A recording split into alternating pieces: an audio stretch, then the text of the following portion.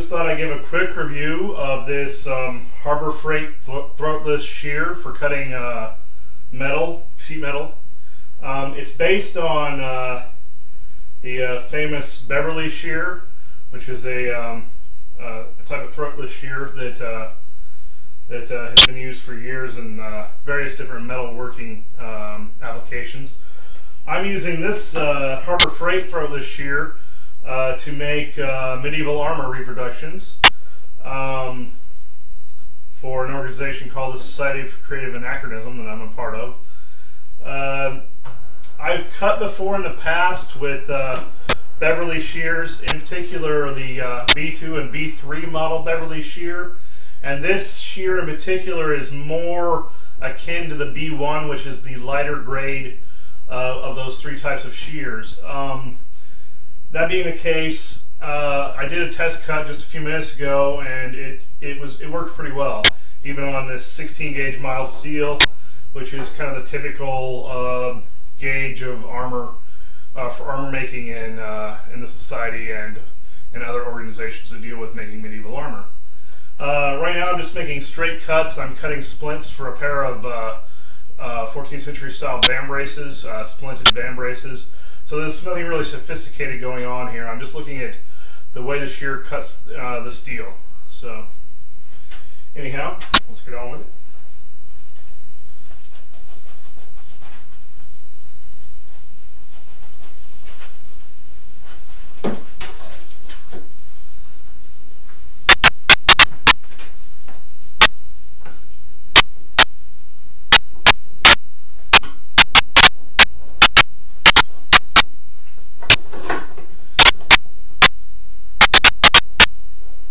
Doing a pretty smooth job here. I would say it's a little bit more choppy than the B1 or B3 that I've cut on before, but that's kind of to be expected since it's got a much shorter blade. But yeah, I mean, it's cutting right through this stuff without any real difficulty.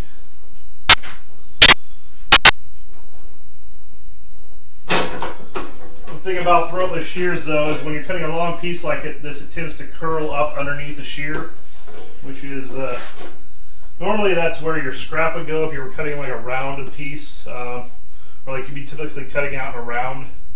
But in this case, that's actually my my project, and not just the scrap. But that's typical of any throatless shear, not just this one.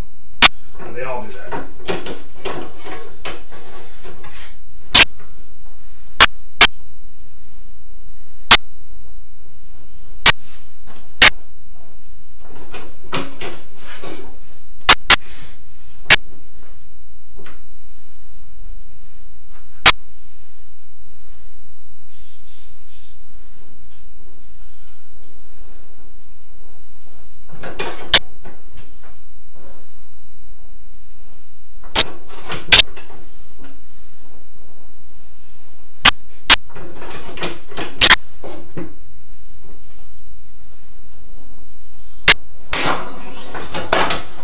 Got through that pretty easily.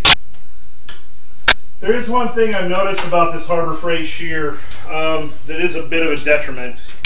The steel that goes under the blade, and I don't know if you can see this on this camera, but it gets little scratches in it from the screws that hold the top blade on.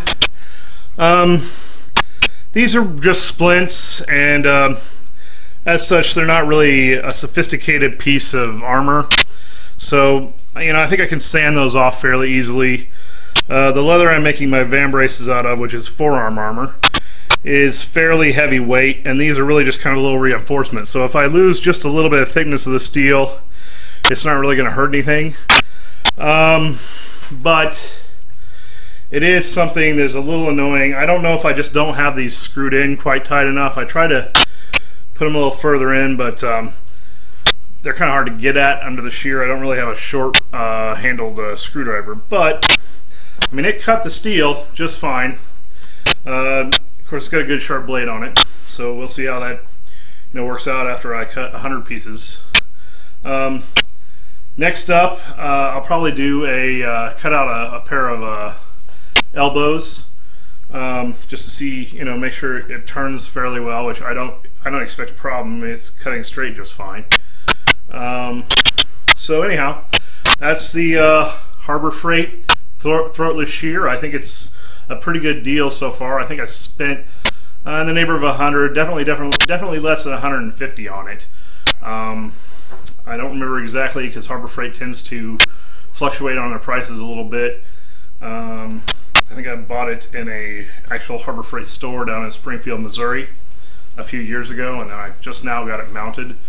But it seems to do the trick, and so right now I would say it's not a bad deal for $100. We'll see how I feel about it after a little bit more experience with it. Thank you.